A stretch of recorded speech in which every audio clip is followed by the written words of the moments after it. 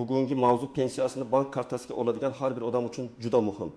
Men buni oddiy ogohlantirish sifatida emas, amaliy hayotda pulingiz kechikib qolmasligi, karta bloklanib qolmasligi, ortiqcha yugur bo'lmasligi uchun aytyapman. Agar siz pensiyani kartaga olayotgan bo'lsangiz yoki ota-onangiz, buvinggiz, bobongiz, qarindoshingiz kartaga pensiya olayotgan bo'lsa, bu ma'lumotlarni albatta oxirigacha eshiting. Chunki bitta kichik xato sabab pensiya vaqtida tushmasligi, bankda yechilmay qolishi yoki boshqa birov pulni ishlatib yuborishi mumkin. Men bugun sizga oldin qanday edi? Hozir nimalarga e'tibor berish kerak? Kim xavotir olish kerak? Kimda muammo bo'lmasligi mumkin? Qanday hujjatlar kerak? Qayerga murojaat qilish kerak? Kartani qanday himoya qilish kerak? Hammasini aniq va tushunarli qilib tushuntiraman. Hozirning o'zida kanalga obuna bo'lib qo'ying va videoga like bosing. Chunki bu ma'lumot sizga ham, yaqinlaringizga ham real foyda beradi. Avval ko'pchilik pensiyani naqd shaklda olardi. Mahallaga, uyga, pochta orqali yoki belgilangan joyga borib, qo'l qo'yib pulini olardi. Bu usulning o'ziga yarasha qulay tomoni bor edi. Odam pulni ko'z bilan ko'rardi, qo'liga olardi, darrov hisoblab olardi. Lekin muammolari ham ko'p edi. Masalan, pensiya beriladigan kuni uyda bo'lmasangiz, pulni olish kechikardi. Ba'zan navbat bo'lardi, ba'zan vakolatnoma masalasi chiqardi, ba'zan kimdir kasal bo'lib qolsa, o'zi borib ola olmasdi. Bundan tashqari, katta miqdordagi naqd pulni uyda saqlash ham xavfli. Hozir esa pensiyani kartaga o'tkazish keng tarqaldi. Bu zamonaviy va qulay yo'l. Pul belgilangan vaqtda kartaga tushadi, bankomatdan yechib olish mumkin. Do'konda to'lash mumkin. Kommunal to'lovlarni uyda o'tirib amalga oshirish mumkin.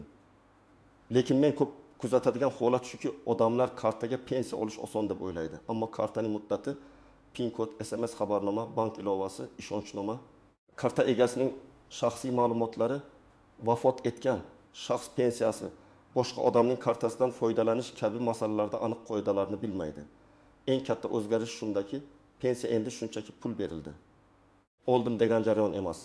U bank tizimi pensiya jamg'armasi shaxsni tasdiqlovchi hujjatlar va elektron to'lov infratuzilmasi bilan bog'langan jarayonga aylandi. Demak, karta bilan bog'liq har qanday muammo pensiya olishga bevosita ta'sir qilishi mumkin. Karta muddati tugasa, karta yo'q bo'lsa, bank hisob raqami yopilgan bo'lsa, karta bloklangan bo'lsa, pasport yoki ID karta ma'lumotlari yangilanmagan bo'lsa, pensiya tushishida yoki yetishda qiyinchilik paydo bo'ladi. Men birinchi navbatda pensiyani o'zi kartaga olayotgan fuqarolarga murojaat qilaman. Siz kartangiz qaysi bankdan ochilganini, amal qilish muddati qachon tugashini, kartaga SMS ulanganmi yo'qmi, PIN kodingizni kim bilishini, kartangizni kim ishlatayotganini aniq bilishingiz kerak. O'g'lim biladi. Kelinim olib beradi. Nabiram bankomatdan yechadi degan gaplar hayotda uchraydi. Lekin moliyaviy xavfsizlik nuqtai nazaridan juda ehtiyot bo'lish kerak. Ikkinchi guruh farzandlar va qarindoshlar. Agar ota-onangiz yoki buvi bobongiz pensiyasini kartaga olsa, siz ularning o'rniga ham mas'uliyat bilan qarashingiz kerak. Masalan, 2-8 yoshli otaxonning kartasini o'g'li ishlatadi. Har oy bankomatdan pensiyani yechib beradi. Bu oilaviy ishonch asosida bo'lishi mumkin. Lekin karta yo'qolib qolsa, PIN kod noto'g'ri terilib bloklansa, otaxonning o'zi bankka borishi talab qilinishi mumkin. Shunda men doim olib berardim degan gap yetarli bo'lmaydi. Bank ko'pincha karta egasining o'zini yoki qonuniy vakilini talab qiladi.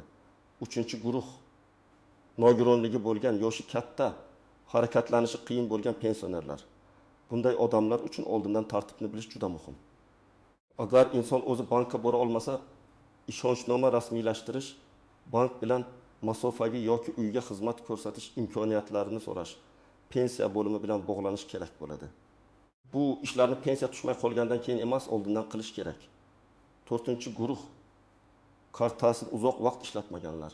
Ba'zi odamlar pensiya tushyapti, lekin men hali yechmadim deb yuraveradi. Karta faol bo'lsa, muammo bo'lmasligi mumkin. Lekin karta muddati tugagan bo'lsa, bank siyosatiga ko'ra ayrim amaliyotlar cheklanishi mumkin. Masalan, kartadan to'lov qilib bo'lmaydi, bankomat pul bermaydi, ilovada xatolik chiqadi. Shuning uchun kartani faqat pensiya kuni eslamasdan, vaqti bilan tekshirib turish kerak. Birinchi misolni olaylik. 17 yoshli ayol har oy 20 million 200 ming so'm pensiya oladi. Pensiya doim kartaga tushadi. U kartasini o'zi ishlatmaydi. qo'shnisining o'g'liga bankomatdan yechtirib keladi. Bir kuni bola bankomatda pin kodni 3 marta noto'g'ri teradi va karta bloklanadi. Endi ayol pulni ola olmaydi. Bankka borish kerak bo'ladi. Agar ayolning sog'lig'i yomon bo'lsa, bu katta muammoga aylanadi. Bunday vaziyatning oldini olish uchun pin kodni faqat karta egasi bilishi, kerak bo'lsa ishonchli oila a'zosi bilan rasmiy tartibda ish qilinishi. Bankning kol markaziga qanday murojaat qilishni bilish kerak. Ikkinchi misol, 72 yoshli erkakning kartasi 2025 yil aprel oyida tugaydi. U buni bilmaydi, chunki kartaning ustidagi ko'rinmish yozuviga e'tibor bermagan. May oyida pensiya tushgan bo'lsa ham bankomat kartani qabul qilmaydi yoki operatsiya rad etiladi. Odam pensiyam tushmabdi deb o'ylaydi. Aslida pul hisobda turishi mumkin. Muammo kartaning amal qilish muddatida. Bunday holatda bankka borib kartani qayta chiqarish kerak. Shuning uchun men har doim aytaman. Kartangizning old tomonidagi muddatni tekshiring. Agar muddat tugashiga 1-2 oy qolgan bo'lsa, bank oldindan murojaat qiling. Uchinchi misol. Pensionerning telefoniga SMS xabarnoma ulanmagan. Har oy pensiya tushgan-tushmaganini bilish uchun bankomatga boradi. Bankomat uzoq, yo'l haqi ketadi, navbat bo'ladi. Agar SMS yoki bank ilovasi ulangan bo'lsa, pul tushgan zahoti xabar keladi. Lekin bu yerda ham ehtiyot kerak. Telefon raqami pensionerning o'z nomida bo'lishi yoki doimiy ishlatiladigan ishonchli raqam bo'lishi kerak. Ba'zan karta boshqa odamning telefon raqamiga ulangan bo'ladi. Keyin karta bo'yicha xabarlar pensionerga emas, boshqa odamga boradi. Bu xavfsizlik nuqtai nazaridan to'g'ri emas. 4-misol. Odam pensiyasini kartaga oladi. Lekin kredit qarzi bor. Bank kartaga pul tushishi bilan ayrim qarzdorliklarni avtomatik ushlab qolishi mumkin. Agar bunga huquqiy asos bo'lsa, shunda pensioner pensiyam kamayib tushdi deb o'ylaydi. Bu holatda bankdan hisob varaq bo'yicha ko'chirma olish, nima uchun, qancha summa ushlanganini aniqlash kerak. Masalan, 1.500.000 so'm pensiya tushgan, lekin kartada 900.000 so'm qolgan. Farq 600.000 so'm. Bu bank komissiyasi emas, balki qarzdorlik ijro hujjati yoki boshqa majburiy ushlov bo'lishi mumkin. Buni taxmin bilan emas, hujjat bilan aniqlash kerak. 5-misol. Pensioner kartasini yo'qotib qo'yadi. U kartani topgan odam pin kodni bilmaydi-ku deb xotirjam yuradi. Bu juda xato. Karta yo'qolishi bilan darhol bankka qo'ng'iroq qilib bloklash kerak. Agar karta orqali kontaktsiz to'lov yo'qilgan bo'lsa, ayrim kichik to'lovlar pin kodsiz o'tishi mumkin. Bundan tashqari karta raqami, amal qilish muddati va boshqa ma'lumotlar firibgarlar qo'liga tushishi xavfli. Shuning uchun kartani yo'qotgan zahoti birinchi ish bankka murojaat qilish. Men asosiy qoidalarni aniq qilib aytaman. Birinchisi, pensiya kartasi oddiy plastik karta emas, u sizning daromadingiz tushadigan asosiy moliyaviy vosita. Uni qarindoshga, qo'shniga, tanishga berib yuborish xavfli. Hatto ishonchli odam bo'lsa ham karta egasi sifatida javobgarlik sizda qoladi. Ikkinchisi, pin kodi hech kimga aytilmaydi. Bank xodimi ham pin kodni so'ramaydi. Pensiya jamg'armasi xodimi ham so'ramaydi. Telefon orqali qo'ng'iroq qilgan odam kartangizni tekshiramiz, pensiyangizni ochamiz, kod ayting, SMSdagi raqamni ayting desa, bilingki bu firibgarlik bo'lishi mumkin. SMSdagi tasdiqlash kodini aytgan odam o'z puliga begona odamga yo'l ochib berishi mumkin. Uchinchisi, karta muddati pasport yoki ID karta ma'lumotlari va telefon raqami dolzarb bo'lishi kerak. Pasportingiz almashtirilgan bo'lsa, bankdagi ma'lumotlar eski qolgan bo'lishi mumkin. Bu ba'zan karta qayta chiqarishda, hisobni tasdiqlashda, mobil ilovaga kirishda muammo beradi. Shuning uchun hujjat almashtirgandan keyin bankka borib ma'lumotlarni yangilab qo'yish foydali. 4-si, pensiya tushmagan bo'lsa, darrov vahima qilish kerak emas. Avval bank ilovasi yoki SMS orqali tushum bor yo'qligini tekshiring. Keyin bankomatdan balansni ko'ring. Agar pul tushmagan bo'lsa, pensiya bo'limiga yoki pensiya jamg'armasining hududiy bo'limiga murojaat qiling. Agar pul tushgan, lekin yechib bo'lmayotgan bo'lsa, bankka murojaat qilish kerak. Ya'ni muammoning manbasini ajratish zarur. Pul umuman o'tkazilmaganmi yoki o'tkazilgan pul kartada ishlamayaptimi? Agar sizning kartangiz faol bo'lsa, muddati tugamagan bo'lsa, pasport ma'lumotlaringiz bankda yangilangan bo'lsa, telefon raqamingiz o'zingizda bo'lsa, SMS xabarnoma kelib tursa, pin kodni hech kimga bermagan bo'lsangiz, odatda katta xavotirga asos yo'q. Pensiya kartaga tushishda davom etadi. Lekin men bu yerda bir narsani alohida aytaman. Xavotir olmang degani, tekshirmang degani emas. Har bir pensioner yoki uning yaqinlari oyga hech bo'lmasa bir marta kartadagi harakatlarni ko'rib chiqish kerak. Qancha pul tushdi, qancha yechildi, qayerda to'lov bo'ldi, komissiya bormi, noma'lum operatsiya bormi? Bularni tekshirish kerak. Chunki moliyaviy muammo qancha erta aniqlansa, uni hal qilish shuncha oson bo'ladi. Endi ko'pchilik e'tibor bermaydigan nozik jihatlarga o'tamiz. Birinchi nozik jihat. Karta egasi vafot etgandan keyin uning kartasidan foydalanish mumkin emas. Ba'zi oilalarda odam vafot etadi, lekin qarindoshlari kartani biladi, pin kodni biladi, kelgan pulni yechib oladi. Bu juda xavfli huquqiy masala. Vafot etgan shaxs nomiga tushgan yoki ortiqcha to'langan pensiya bo'yicha keyinchalik qaytarish talabi paydo bo'lishi mumkin. Bunday holatda qonuniy tartibda meros, ortiqcha to'lov, pensiya to'xtatilishi kabi masalalar hal qilinadi. Shuning uchun vafot holati bo'lsa, tegishli organlarga o'z vaqtida xabar berish kerak. Ikkinchi nozik jihat ishonchnoma. Agar pensioner o'zi bankka bora olmasa yoki pulni o'zi yecha olmasa, oddiy og'zaki ruxsat yetarli bo'lmasligi mumkin. Ayrim operatsiyalar uchun notarial ishonchnoma talab qilinadi. Masalan, karta qayta chiqarish, hisob bo'yicha ma'lumot olish, ayrim bank amaliyotlarini bajarish uchun bank karta egasining o'zini yoki rasmiy vakilni so'rashi mumkin. Shuning uchun yoshi katta odamlar uchun oldindan ishonchnoma masalasini tartibga solish foydali. Uchinchi nozik jihat bank komissiyalari. Pensiya tushadigan karta odatda qulay shartlarda bo'ladi. Lekin har bir bankning o'z tarifi bor. Boshqa bankomatidan pul yechish, kartadan kartaga o'tkazish, SMS xabarnoma, xalqaro karta xizmatlari qayta chiqarish uchun to'lov bo'lishi mumkin. Masalan, pensioner o'z bankining bankomatidan bepul yechishi mumkin. Lekin boshqa bankomatidan yetsa 20% komissiya ushlanishi mumkin. 1 million so'mdan 20% bu 10 ming so'm. Bu katta summa bo'lmasligi mumkin. Lekin har oy takrorlansa, yiliga 120 ming so'm bo'ladi. Shuning uchun qaysi bankomatdan yechayotganingizni biling. 4-chi nozik jihat, karta bloklanishi. Karta faqat pin kod noto'g'ri terilgani uchun emas, xavfsizlik sababli ham bloklanishi mumkin. Masalan, bank shubhali operatsiyani ko'rsa, kartani vaqtincha cheklashi mumkin. Karta yo'qolgan deb ariza berilgan bo'lsa, topilgandan keyin ham darhol ishlamasligi mumkin. Ayrim hollarda mijoz ma'lumotlarni yangilash talab qilinadi. Shunday vaziyatda bankning rasmiy kol markaziga qo'ng'iroq qilish yoki filialga borish kerak.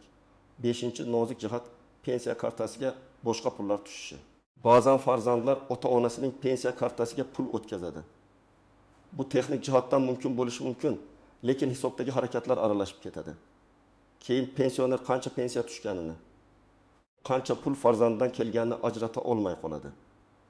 Men tavsiya qilaman, pensiya tushadigan kartani imkon qadar tartibli ishlating. Agar boshqa daromadlar ko'p bo'lsa, alohida karta ochish qulayroq bo'lishi mumkin. 6-chi nozik jihat. Firibgarlar aynan pensionerlarni ko'p nishonga oladi. Chunki ular yosh katta odamlar texnologiyani kamroq tushunadi deb o'ylaydi. Sizga qo'shimcha pensiya chiqdi, kartangiz bloklanadi. Bankdan qo'ng'iroq qilyapmiz, pensiya jamg'armasidanmiz, kod keldi ayting kabi gaplar bilan aldashadi. Men ekspert sifatida qat'iy aytaman, hech kimga SMS kod aytmang, karta rasmini yubormang, pin kodni bermang. Telefoningizga begona ilova o'rnatmang. Rasmiy idoralar sizdan bunday ma'lumotlarni telefon orqali so'ramaydi. Agar pensiya odatda oyning 10 kunida tushardi, bu safar tushmadi deb olaylik. Birinchi qadam bank hisobini tekshiring. SMS kelmagan bo'lishi mumkin, lekin pul tushgan bo'lishi mumkin. Bank ilovasiga kiring yoki bankomatdan balansni tekshiring. Agar ilova ishlamasa, bankning rasmiy telefoniga qo'ng'iroq qiling. Ikkinchi qadam, karta faolmi? Muddat tugamaganmi? Bloklanmaganmi? Shuni aniqlang. Karta muddati tugagan bo'lsa, pensiya hisobga tushgan bo'lishi mumkin, lekin karta orqali ishlata olmasligingiz mumkin. Bunday holatda bank filialiga borib yangi karta olish kerak. 3-chi qadam, bank biz tomondan tushum ko'rinmayapti desa, pensiya bo'limiga murojaat qiling. O'zingiz bilan shaxsni tasdiqlovchi hujjat, pensiya hujjatlari, bank kartasi yoki hisob raqam ma'lumotlarini oling. Murojaatda aniq yozing. Men falon oy uchun pensiya to'lov kartamga kelmaganini aniqlashni so'rayman. Sana ism, familiya, telefon raqam, manzil va imzo bo'lishi kerak. 4-chi qadam. Yozma javob so'rang. Og'zaki gap ko'pincha esdan chiqadi yoki isbot bo'lmaydi. Agar muammo jiddiy bo'lsa, yozma murojaat qilib, ro'yxatdan o'tkazilgan raqamini oling. Shunda keyin murojaatingiz qayerda ekanini kuzatish mumkin. Bankka borayotgan pensioner eng avvalo shaxsni tasdiqlovchi hujjatni olishi kerak. Pasport yoki ID karta. Keyin pensiya kartasini oling. Agar karta qolgan bo'lsa, karta raqamini bilmasangiz ham bank sizni hujjat bo'yicha topishi mumkin. Telefon raqamingiz o'zingizda bo'lsin. Chunki tasdiqlash SMS kelishi mumkin. Agar siz pensionerning o'rniga borayotgan bo'lsangiz, vaziyatga qarab ishonchnoma kerak bo'ladi. Shunchaki men uning o'g'liman yoki men qiziman deyish ko'p amaliyotlar uchun yetarli bo'lmasligi mumkin. Bank moliyaviy sirni himoya qiladi. Bu ba'zan odamga noqulay tuyuladi. Lekin aslida pensionerning pulini himoya qilish uchun kerak. Shuning uchun oldindan bankdan so'rang. Falon operatsiya uchun qanday hujjat kerak? Ishonchnoma kerakmi? Pensionerning o'zi kelishi shartmi? Agar pensioner yura olmasa, bankdan masofaviy xizmat yoki maxsus tartib bor yo'qligini so'rash kerak. Har bir bankda imkoniyat bir xil bo'lmasligi mumkin, lekin so'rash kerak. Pensiya bo'limi bilan ham maslahatlashish mumkin. Muhimi, muammoni rasmiy yo'l bilan hal qilish. Endi men sizga aniq ro'yxat beraman. Buni bugunoq tekshirib chiqsangiz foydasi katta bo'ladi. Birinchidan, kartaning amal qilish muddatini ko'ring. Kartaning old tomonida oy va yil yozilgan bo'ladi. Masalan, 08-026 bo'lsa, karta 2026 yil avgustgacha amal qiladi. Agar muddat yaqinlashgan bo'lsa, bankka oldindan boring. Pensiya tushadigan kuni karta tugab qolishini kutmang. Ikkinchidan, PIN kodni alohida qog'ozga yozib, karta bilan bir joyda saqlamang. Eng xavfli odat shu. Odam kartani hamyoniga soladi, PIN kodni ham qog'ozga yozib shu hamyonga qo'yadi. Hamyon yo'qolsa, karta ham, kod ham birga ketadi. PIN kodni yodda saqlang yoki juda ishonchli usulda alohida saqlang. Uchinchidan, SMS xabarnomani ulang. Har bir tushum va yechim bo'yicha xabar kelib tursa, siz pul harakatini nazorat qilasiz. Agar noma'lum yechim bo'lsa, darhol bilasiz. Bu ayniqsa yoshi katta odamlar uchun juda muhim. To'rtinchidan, kartani ishlatadigan odamlar doirasi cheklang. Agar o'g'lingiz yoki qizingiz yordam berayotgan bo'lsa, yaxshi. Lekin bu tartibsiz bo'lmasin. Har oy qancha pul tushdi, qancha yechildi, qancha qoldi, buni pensionerning o'zi ham bilsin. Oila ichida ham moliyaviy shaffoflik bo'lishi kerak. Beshinchidan, bank ilovasidan foydalansangiz, parolni hech kimga bermang. Telefoningizga begona odam masofadan kirib beraman desa, ehtiyot bo'ling. Firibgarlar ko'pincha telefoningizga dastur o'rnating, pensiya to'lovini tekshirib beramiz deb odamlarni aldashadi. Bunday ilovalar orqali telefoningizdagi ma'lumotlar va bank ilovangiz xavf ostida qolishi mumkin. 6-dan, har oy hisob ko'chirmasini tekshiring. Buni bank ilovasida ko'rish mumkin yoki bankdan so'rash mumkin. Agar tushunarsiz ushlov bo'lsa, bankdan izoh talab qiling. Mayli, shunaqa bo'lsa kerak deb yuravermang. Har bir so'mning sababi bo'lishi kerak. 7-dan, pensiya bo'yicha ma'lumotlaringiz o'zgarsa, tegishli idoraga xabar bering. Manzil o'zgarsa, hujjat almashsa, bank hisob raqami o'zgarsa, karta almashtirilsa, bularni o'z vaqtida rasmiylashtiring.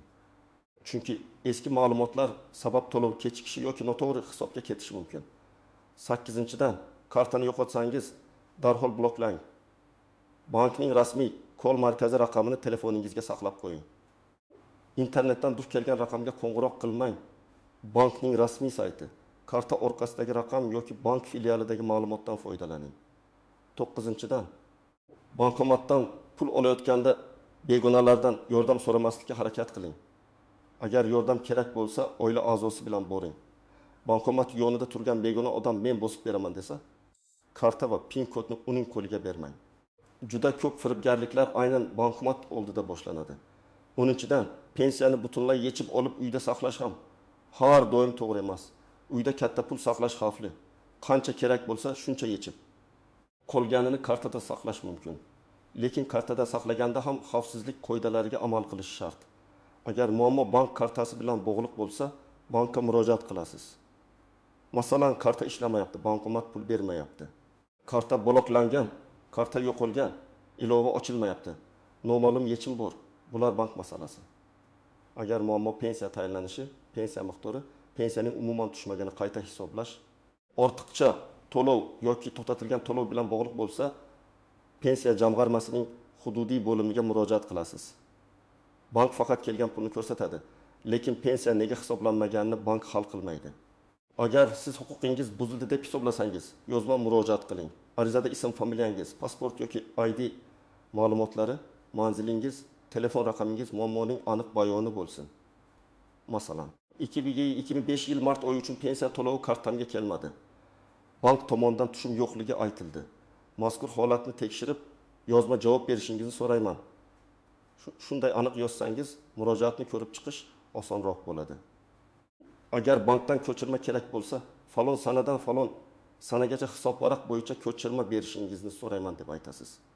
Ko'chirma muammoni isbotlashda juda muhim. Masalan, pensiya tushganmi, qachon tushgan, qachon yechilgan, qayerga o'tkazilgan, hammasi ko'rinadi. Men amaliyotda eng ko'p ko'radigan xato, odamlar karta bilan hisob raqamni bir xil deb o'ylaydi. Aslida karta muddati tugashi mumkin, lekin bankdagi hisob mavjud bo'lishi mumkin. Shuning uchun karta ishlamasa, bu har doim pul yo'q degani emas. Bankdan hisob holatini aniqlash kerak. Ikkinchi xato SMS kodni aytib yuborish. Firibgar pensiyangizni tekshiryapmiz desa, odam ishonib qoladi. Keyin kartadan pul yechiladi yoki boshqa operatsiya bo'ladi. Men yana takrorlayman, SMS kod faqat siz uchun. Uni aytish pulingiz kalitini berish bilan teng. Uchinchi xato, karta muddati tugaguncha kutish. Odamlar oxirgi kunda bankka boradi, navbat bo'ladi, yangi karta chiqishi vaqt oladi. Pensiya kuni yaqin bo'lsa, asabiylashish boshlanadi. Buni oldindan hal qilish oson. To'rtinchi xato, boshqa odamning telefon raqamiga ulash. Bu ayniqsa xavfli. Bugun odam ishonchli bo'lishi mumkin, ertaga telefon raqami o'zgaradi, yo'qoladi, boshqa odamga o'tadi. Kartaga bog'langan telefon raqami doim nazoratda bo'lishi kerak. Beshinchi xato, muammoni faqat og'zaki aytish. Borgan edim, aytishdi, telefon qildim, deyishdi degan gaplar keyin isbot bo'lmaydi. Agar masala jiddiy bo'lsa, yozma murojaat qiling va javobni saqlang. Men bugun aytgan gaplarning asosiy mazmuni shuki, pensiyani kartaga olish qulay, lekin bu qulaylik mas'uliyat talab qiladi. Karta muddati, PIN kod, SMS xabarnoma, telefon raqami, bank ko'chirmasi, ishonchnoma, rasmiy murojaat kabi narsalarni bilgan odam pensiyasini ancha xotirjam oladi. Bilmagan odam esa oddiy muammoda ham bank, pensiya bo'limi va qarindoshlar orasida sarson bo'lib qolishi mumkin. Bugunoq o'zingizning yoki ota-onangizning pensiya kartasini tekshirib ko'ring. Muddati tugamaganmi? SMS ulanganmi? Karta kimning qo'lida? PIN kodni kim biladi? Oxirgi tushum qancha bo'lgan? Agar nimadir tushunarsiz bo'lsa, bankdan ko'chirma oling va rasmiy izoh so'rang. Bu sizning pulingiz, sizning huquqingiz va sizning xavfsizligingiz. Sizda pensiya kartasi bilan bog'liq muammo bo'lganmi? Pensiya vaqti tushmagan, karta bloklangan, bankomat pul bermagan yoki firibgarlar qo'ng'iroq qilgan holatlar bo'lgan bo'lsa, izohlarda yozib qoldiring. Boshqalar ham sizning tajribangizdan xulosa qiladi. Videoga like bosing, kanalga obuna bo'ling va bu ma'lumotni pensiyasini kartaga oladigan yaqinlaringizga albatta yuboring.